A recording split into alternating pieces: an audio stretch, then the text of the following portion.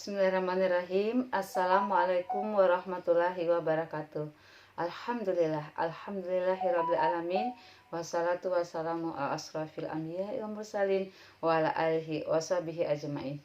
Asyhadu an la ilaha illallah wa asyhadu anna Muhammadan abduhu wa rasuluhu la nabiyya ba'dah. Rabbi shrah sadri wa yassir li amri wahlul 'uqdatam min lisani yafqahu qawli. Allahumma rzuqni fahma wal ilma wal hikmata wa aqwa birahmatika ya arhamar rahimin.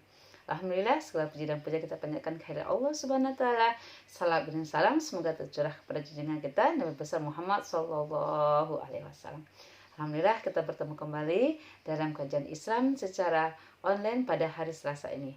Baik, agar kajian Islam secara online yang diselenggarakan oleh Yayasan Bunyan Jakarta ini mendapatkan berkah, rahmat dan ridha Allah Subhanahu wa taala, kita buka sama-sama dengan membaca basmalah.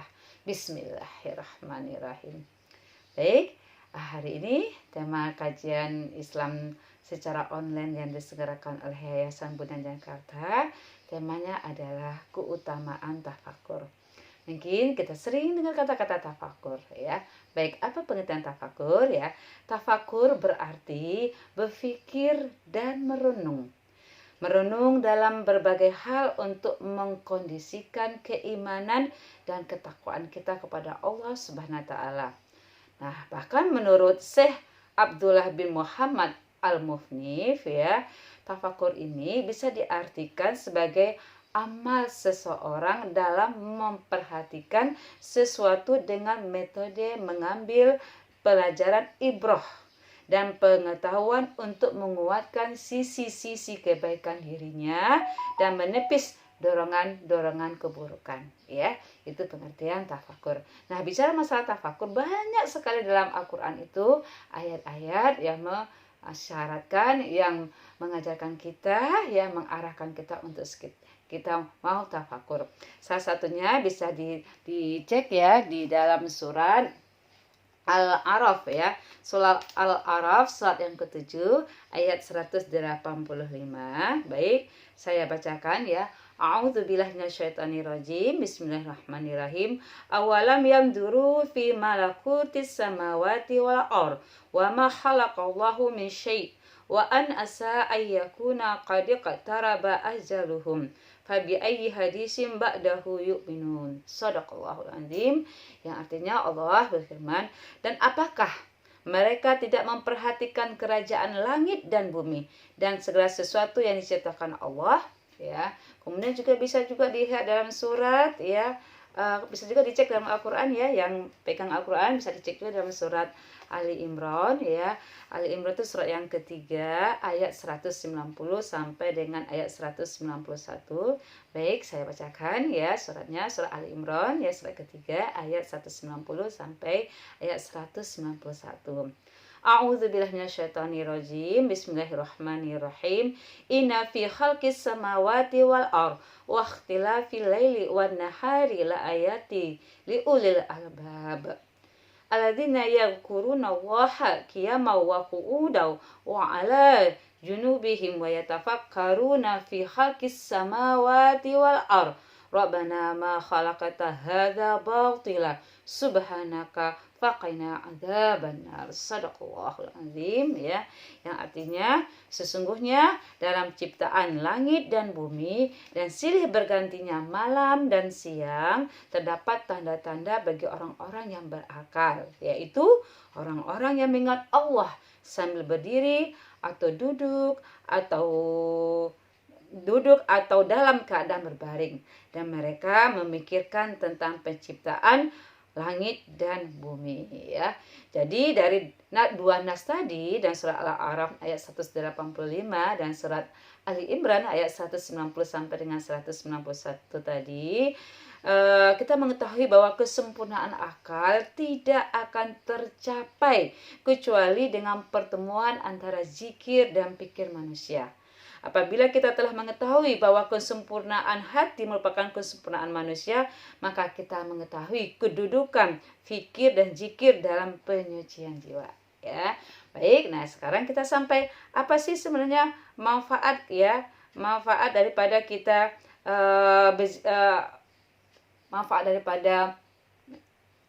tafakur ini ya. Baik ya.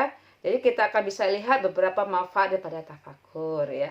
Yang pertama kali adalah manfaat tafakur adalah pangkal segala kebaikan.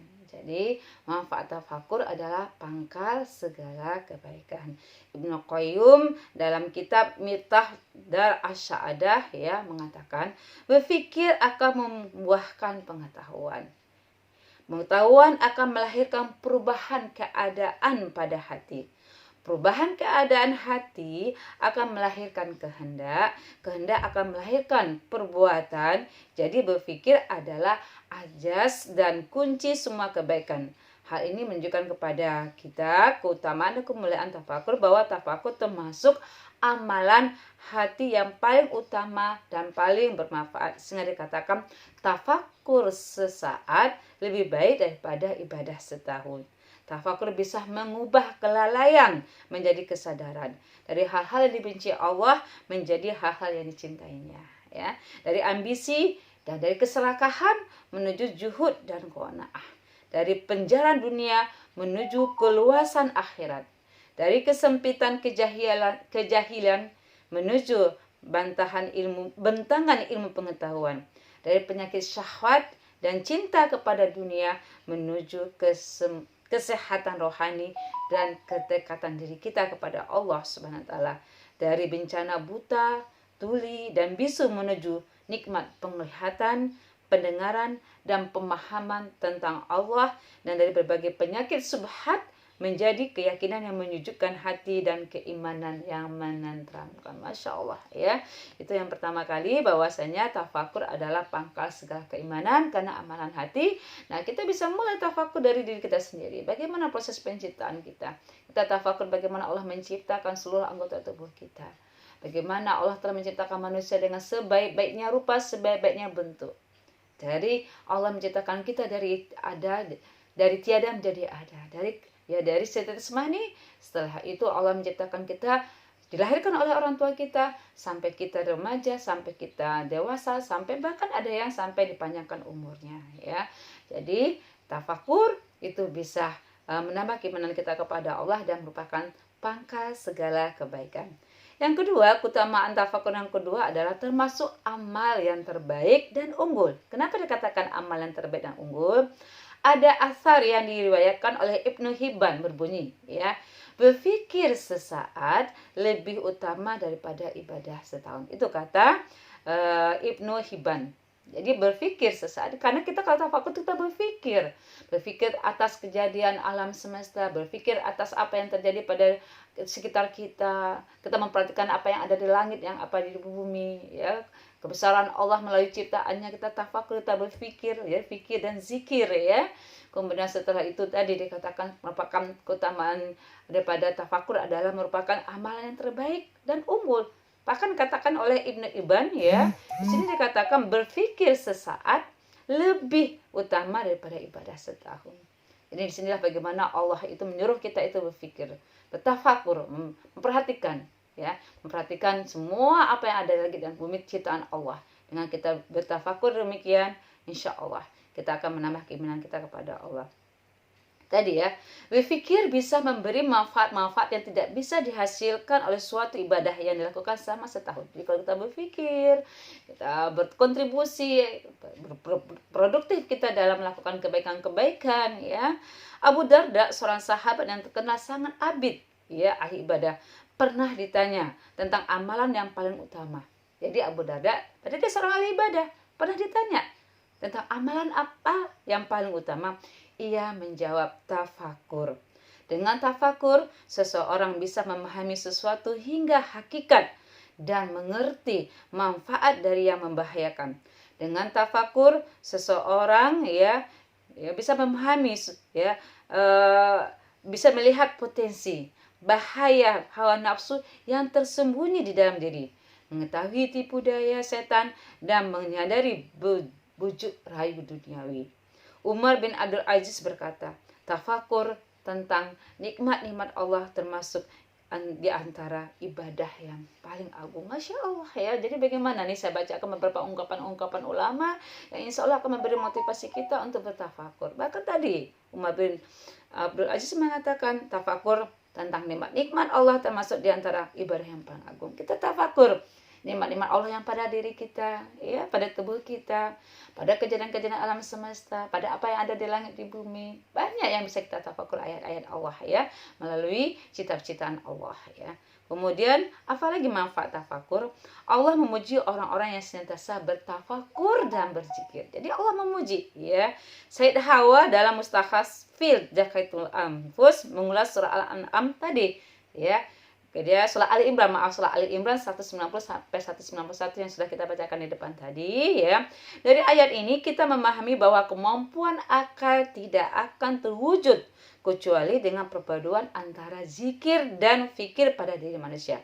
Apabila kita mengetahui bahwa kesempurnaan akal berarti kesempurnaan seorang manusia, maka kita bisa memahami peran penting zikir dan fikir dalam menyucikan jiwa manusia.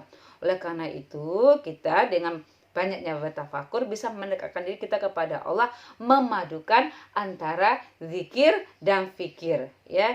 Dan disitulah kalau kita bisa memadukan antara zikir dan fikir, ya, itu kita akan semakin dekat dengan Allah dan semakin kita menyadari betapa besarnya karunia Allah yang ada di muka bumi ini. Dan yang terakhir, manfaat tafakur adalah mengantarkan kemuliaan dunia dan akhirat. Ka'ab bin Malik berkata, barang siapa yang menghendaki kemuliaan akhirat, maka, ya, hendaklah ia perbanyak tafakur. Hatim juga menambahkan, dengan merenungi pemisahan akan bertambah ilmu pengetahuan. Dengan mengingat-ingat Allah akan bertambah kecintaan kepadanya. Dan dengan bertafakur akan bertambah ketakwaan kepadanya. Bahkan juga Imam Syafi'i menegaskan, milikilah kepandaian berbicara dengan banyak berdiam, dan milikilah kepandaian dalam mengambil keputusan dan berpikir. Jadi intinya antara zikir dan fikir harus kita seimbang, karena zikir dan fikir adalah bentuk daripada keimanan kita pada Allah Subhanahu wa taala. Dengan zikir dan fikir dan bertafakur tadi, kita akan semakin mendekatkan diri kita kepada Allah dan menjadi kemuliaan dunia dan akhirat, dan merupakan suatu amalan-amalan yang unggul dan amal-amalan yang baik. Baik, mungkin itu beberapa manfaat daripada tafakur. Mudah-mudahan para pendengar semua bisa bertafakur, ya, bagian daripada usaha pendekatan diri kita kepada Allah. Dan bagi saya juga demikian, sama-sama kita bertafakur atas segala ciptaan Allah, baik pada diri kita sendiri maupun ciptaan Allah yang ada di antara langit dan bumi dan di alam semesta ini. Mudah-mudahan bermanfaat. Yang singkatnya sederhana ini satu dengan baca hamdalah, alhamdulillah, bi'alamin, mohon maaf lahir dan batin. Assalamualaikum warahmatullahi wabarakatuh.